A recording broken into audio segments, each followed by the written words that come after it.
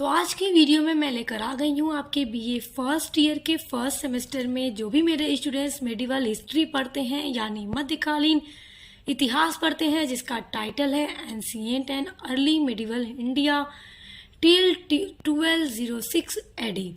तो मेरे जो भी स्टूडेंट्स ये सब्जेक्ट अपने फर्स्ट सेमेस्टर में पढ़ते हैं, जिनका एग्ज़ाम 2024 में होने वाला है, जो न्यू बैच हैं 2023-24 के स्टूडेंट्स, तो उनके लिए आज मैं सॉल्व्ड मॉडल पेपर लेकर आई हूँ जो कि आपके परीक्षा के दृष्टि से बहुत महत्वपूर्ण है।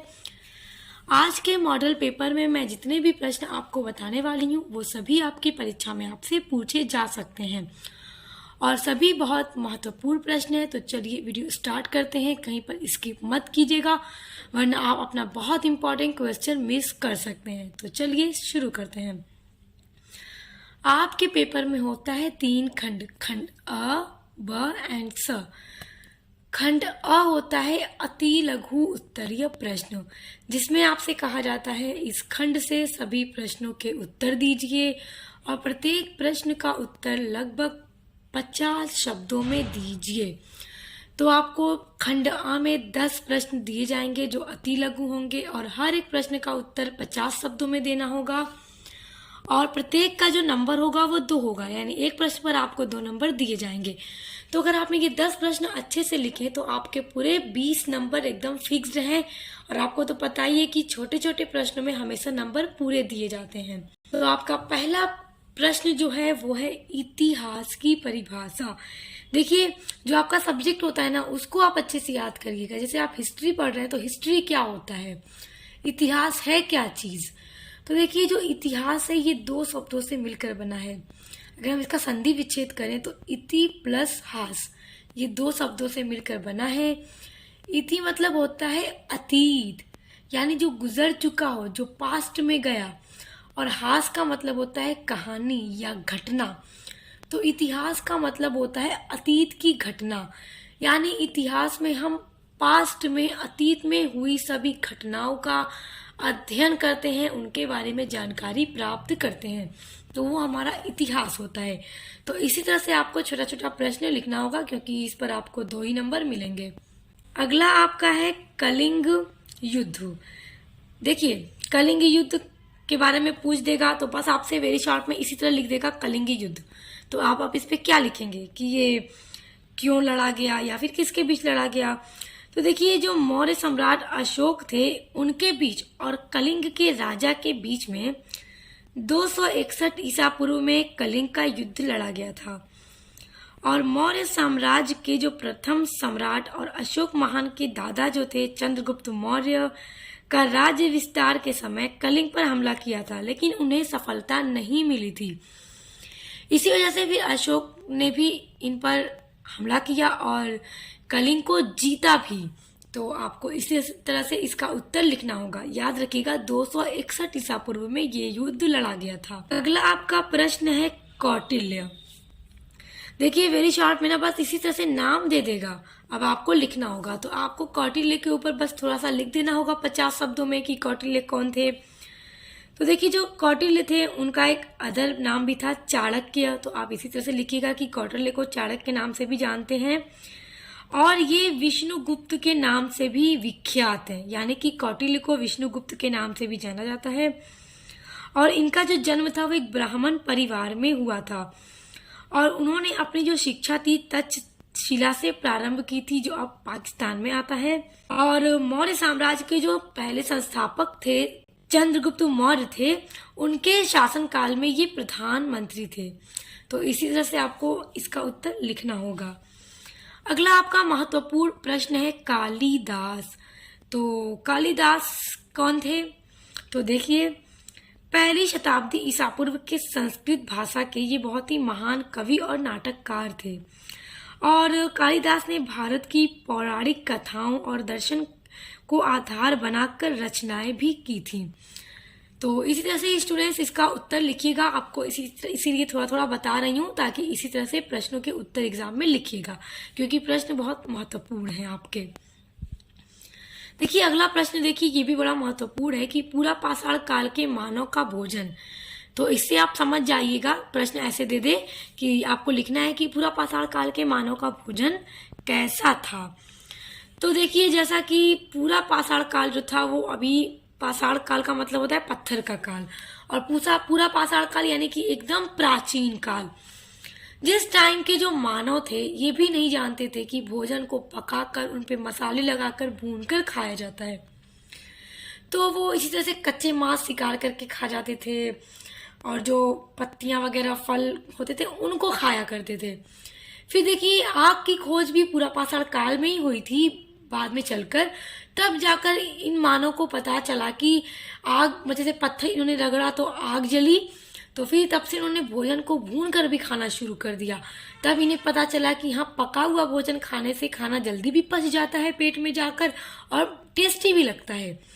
तो इसी तरह से आपको लिखना होगा कि पहले ये लोग कच्चा मांस खा जाया करते थे, फिर इन्होंने आग की खोज की, फिर पका हुआ भोजन भी खाने लगे आग पर सेक कर। अगला महत्वपूर्ण प्रश्न देखिए, कलहड़। कलहड़ पर प्रश्न जरूर आएगा, ये बड़े इम्पोर्टेंट है, ये क्वेश्चन बड़ा इम्पोर्टेंट है आपके एग्जाम के दृष्टि से।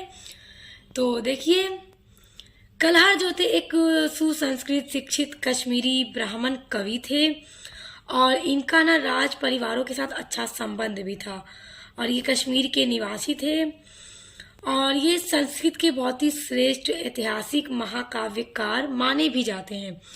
तो इन पर इसी तरह से आपको लिखना होगा। अगला प्रश्न है, हिंदू धर्म के संस्कार। तो देखिए, आपके सिलेबस में ये यूनिट है जिसमें आपको हिंदू धर्म के संस्कृति, रिवाज और मान्यताओं के बारे में पढ़ना है, तो इस पर भी आप पढ़ लीजिएगा। ये सारे प्रश्न इंपॉर्टेंट हैं, आप इनको तैयार कर लीजिएगा। अगला आपका प्रश्न है बिंदुसार। तो देखिए, अब बिंदुसार कौन थे, इनको भी तैयार करना है क्योंकि ये बड़ा इंपॉर्टेंट प्रश्न है। तो देखिए, जो बिंदुसार थे ना, ये चंद्रगुप्त मौर्य के पुत्र थे, और बिंदुसार को, जैसे कि कहा, बिंदुसार को ना महान महान पिता का पुत्र भी कहा जाता है, और बिंदुसार को महान पुत्र का पिता के नाम से भी जाना जाता है, क्योंकि बिंदुसार पुत्र थे चंद्रगुप्त मौर्य के, और इनके पुत्र थे, बिंदुसार के पुत्र थे अशोक महान। तो इनके पिता भी महान, इनके पुत्र भी महान, तो इसीलिए इनको महान पुत्र, महान पिता का पुत्र और महान पुत्र का पिता के नाम से भी जाना जाता है। अगला प्रश्न है आपका बड़ा इंपॉर्टेंट, मोहनजोदड़ो। मोहनजोदड़ो के बारे में मैंने आपको पढ़ाया था जब हमने सिंधु घाटी सभ्यता पढ़ी थी तब। तो मोहनजोदड़ो जो था वो सिंधु घाटी की सभ्यता में एक नगर था, और इसका जो कल्चर था वो बहुत अच्छा था, और उस टाइम मोहनजोदड़ो में ही बहुत बड़ा स्नाना घर भी मिला था, जिसको स्विमिंग पूल भी आप बोल सकते हैं। तो जिसकी जब खोज हुई तो इससे ये पता चला कि यहाँ के लोगों का जो जीवन था इतना अच्छा था कि इतने हजारों टाइम पहले भी वो लोग स्विमिंग पूल यूज करते थे। मतलब इनकी जो सभ्यता थी एक नगरीय और अच्छी सभ्यता थी। तो इसी तरह से आपको लिखना होगा कि ये सिंधु घाटी सभ्यता में एक बहुत अच्छा नगर था। अगला इंपॉर्टेंट प्रश्न है सिंधु घाटी सभ्यता। तो देखिए, सिंधु घाटी सभ्यता के बारे में हमने पढ़ा है, जिसको इंग्लिश में बोलते हैं इंडस वैली सिविलाइजेशन।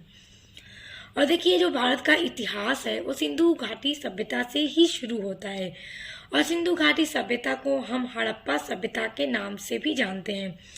देखिए, ये सिंधु नदी के किनारे बसी हुई एक सभ्यता थी, हड़प्पा सभ्यता, तो इसीलिए ये सिंधु घाटी सभ्यता के नाम से भी प्रसिद्ध है। और ये सभ्यता बहुत ही प्रसिद्ध सभ्यता है, और यहाँ से प्रश्न आपके वेरी शॉर्ट लॉन्ग में भी पूछे जाते हैं। तो इसलिए इसको आप डिटेल में पढ़ना चाहेंगे तो मैं डिस्क्रिप्शन बॉक्स में आपको लिंक दे दूंगी, आप डिटेल में इसको पढ़ लीजिएगा। अब आ जाते हैं आपके खंड ब में। देखिए, यहाँ पे ख नहीं ब रहेगा, तो पेपर में आपके खंड ब होगा। तो देखिए, जो खंड ब होता है आपके पेपर में वो होता है लघु उत्तरीय प्रश्न, जिसमें आपको 8 प्रश्न दिए जाते हैं, और आपसे कहा जाता है कि किन्हीं 5 प्रश्नों के उत्तर दीजिए, और प्रत्येक प्रश्न का उत्तर 200 शब्दों में दीजिए, क्योंकि ये आपका लघु उत्तरीय प्रश्न है। और देखिए स्टूडेंट्स, यहाँ से आपके खंड ब में क्वेश्चन 2 से स्टार्ट होगा, क्योंकि आपके खंड अ में क्वेश्चन 1 के अंदर 10 क्वेश्चन दिए जाते हैं, और फिर क्वेश्चन 2 से आपका खंड ब शुरू होगा। तो देखिए, मैं जो क्वेश्चन आपको बता रही हूँ, अगर आपने इन सभी क्वेश्चन के आंसर को अच्छे से तैयार कर लिया तो आप इतना मान कर चलिए कि 85 to 90% तैयारी आपकी मेडिवल हिस्ट्री की हो जाएगी। देखिए प्रश्न है आपका, उत्तर वैदिक आर्यों के धार्मिक जीवन का वर्णन कीजिए। उत्तर वैदिक जो आर्य थे उनका धार्मिक जीवन किस तरह का था। देखिए हमने सब पर डिटेल में पढ़ा हुआ है, ऋग वैदिक काल, उत्तर वैदिक काल, तो आप सभी को पढ़ लीजिएगा। डिस्क्रिप्शन बॉक्स में आपको मैं लिंक दे दूंगी। अगला है मौर्य साम्राज्य के पतन का उल्लेख कीजिए कि किस तरह से मौर्य साम्राज्य का पतन हो गया था। देखिए ये आपकी पिछली परीक्षा में भी 2023 की परीक्षा जब हुई थी तो उसमें ये प्रश्न पूछा गया था, तो आपसे भी पूछ सकता है। प्रीवियस ईयर के पेपर अगर आप अच्छे से तैयार करें तो वहां से भी कितने सारे क्वेश्चन आपके पेपर में आ जाते हैं, तो इस प्रश्न को भी आप तैयार कर लीजिएगा। अगला है भारत में सामंतवाद के उदय पर टिप्पणी लिखिए। सामंतवाद वाला टॉपिक भी मोस्ट इम्पॉर्टेंट है और ये आपके एग्जाम में जरूर आएगा, तो इसको भी देख लीजिएगा। अगला महत्वपूर्ण प्रश्न है जो परीक्षा में हर वक्त पूछा जाता है और आपसे भी पूछा जाएगा कि कौटिल्य के अर्थशास्त्र पर एक निबंध लिखिए। तो अर्थशास्त्र पर आपको एक निबंध लिखना होगा 200 शब्दों में, तो इसको तैयार कर लीजिएगा। आपका अगला प्रश्न है, उत्तर वैदिक काल की जो सामाजिक स्थिति थी वो किस तरह की थी। तो उत्तर वैदिक काल की सामाजिक और धार्मिक स्थिति को आप बहुत बढ़िया से तैयार कीजिएगा क्योंकि ये आपके क्वेश्चन पेपर में जरूर आएगा। अगला है, हिंदू के रीति रिवाजों का वर्णन कीजिए या फिर हिंदू की मान्यता, रीति रिवाज और मान्यताओं का वर्णन कीजिए। इसी तरह से प्रश्न आपके बनेंगे पेपर में। तो ये सभी जो प्रश्न मैं आपको बता रही हूँ इन सभी को तैयार कर लीजिएगा, बहुत इम्पोर्टेंट है। अब देखिए अगला प्रश्न है, मगध साम्राज्य के उत्कर्ष पर टिप्पणी लिखिए। किस तरह से मगध साम्राज्य का उत्कर्ष हुआ और किन किन राजवंशों ने इसमें योग दिया। तो हमने इस टॉपिक को पूरा डिटेल में पढ़ लिया है, सभी राजवंशों के बारे में, उनके शासकों के बारे में, तो आप डिटेल में पढ़ लीजिएगा। लिंक आपको डिस्क्रिप्शन बॉक्स में मिल जाएगी। अगला प्रश्न देखिए, ये बड़ा महत्वपूर्ण प्रश्न है और एग्जाम में अक्सर ये पूछा जाता है और प्रीवियस ईयर में भी ये पूछा गया था, तो ये आपसे भी पूछ सकता है। आप ये मत सोचिएगा कि पिछले साल पूछ दिया तो हमसे नहीं पूछेगा, आपसे भी पूछ सकता है। तो प्रश्न है आपका, गुप्त काल भारतीय इतिहास का स्वर्ण युग है। देखिए भारत के इतिहास में जो गुप्त वंश था, गुप्त, तो क्या मतलब ये इसको स्वर्ण युग के नाम से जाना जाता है, ये स्वर्ण युग के नाम से प्रसिद्ध है इतिहास में। तो इस कथन की विवेचना कीजिए कि आखिर ये किस तरह से स्वर्ण युग है और क्यों है। तो पूरा आप डिटेल में जब इनके शासकों के बारे में पढ़ेंगे, उनके जो उपलब्धियां हैं उन सभी के बारे में पढ़ेंगे तो फिर आपको अच्छे से पता चल जाएगा, तो फिर आप इसको अच्छे से लिख लेंगे। तो इसको जरूर तैयार कर लीजिएगा। स्टूडेंट्स अब आ जाइए अपने पेपर के खंड ब में। खंड ब होगा आपका सेक्शन सी, समझ लीजिए, और ये आपका लॉन्ग आंसर टाइप क्वेश्चन होगा, यानी दीर्घ उत्तरीय प्रश्न होगा। और इसमें आपको 4 प्रश्न दिए जाएंगे और आपसे कहा जाएगा किन्हीं 2 प्रश्नों के उत्तर दीजिए और प्रत्येक प्रश्न का उत्तर 500 शब्दों में दीजिए। तो 4 प्रश्नों में से आपको किन्हीं 2 के उत्तर लिखने होंगे और दोनों के उत्तर आपको 500 शब्दों में लिखने होंगे। तो देखिए यहाँ पे मैं आपको 4 प्रश्न बताऊंगी जो आपके पेपर में पूछ सकता है, आपके लॉन्ग में, तो आप इनके उत्तर को अच्छे से तैयार कर लीजिएगा। देखिए पहला है, एक शासक के रूप में अशोक के धम्म और उसके जन कल्याणकारी कार्यों की विवेचना कीजिए। देखिए ये बड़ा महत्वपूर्ण प्रश्न है और ये आपकी परीक्षा में जरूर आएगा, तो आप इसको जरूर तैयार कर लीजिएगा। अगला है, वैदिक काल में राजनीतिक, सामाजिक, आर्थिक एवं धार्मिक जीवन का वर्णन कीजिए कि वैदिक काल में जो राजनीतिक क्षेत्र था, राजनीतिक और सामाजिक, आर्थिक, धार्मिक सभी तरह का जो जीवन था वो किस तरह का था। तो सब पर डिटेल में आपको 500 शब्दों में उत्तर देना होगा। तो ये दोनों प्रश्न महत्वपूर्ण हैं। उसके अलावा और देखिए, पाषाण काल को परिभाषित करते हुए नवपाषाण काल की संस्कृति की प्रमुख विशेषताएं बताइए। देखिए पाषाण काल का मतलब, पाषाण मतलब पत्थर होता है, तो पत्थर का काल था जो ये पूरा पाषाण काल, मध्य पाषाण काल और नवपाषाण काल था, ये पत्थरों का काल था।